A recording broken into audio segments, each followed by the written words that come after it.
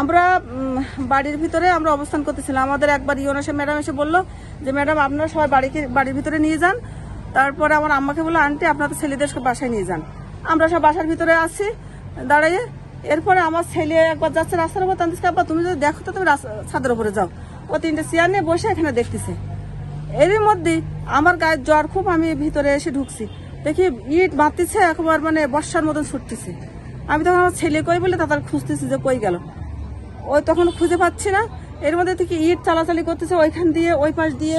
আর্মিরা আমাদের যেসব ছেলেরা ভাড়া থেকে বাড়ি হচ্ছিল তাদের তাড়াই দিচ্ছে, দিয়ে ওদের সুযোগ করে দিচ্ছে মারার পুলিশদের। আমার পুরা মার্কেটের চালগুলো সব ঝাঁঝরা করে ফেলাইছে। আমার ছাদে প্রচুর ইট পড়েছে, ছাদে আমার গ্লাস ভেঙে গেছে, নিচে আমার বারান্দা তো দেখছেন কি অবস্থা। আমার বাগানেও আমার এই খালাম মারা ছিল, সব ইটগুলো সব ফেলাই দিছে পরে খুঁটে। আর এখন এই বোতল মেরেছে আমার ছেলের গায়ে। পেট্রোল ছিল এখানে। দাদু আগুন ধরে গেল না? আগুন ধরে গেল না? এটা বলা পরে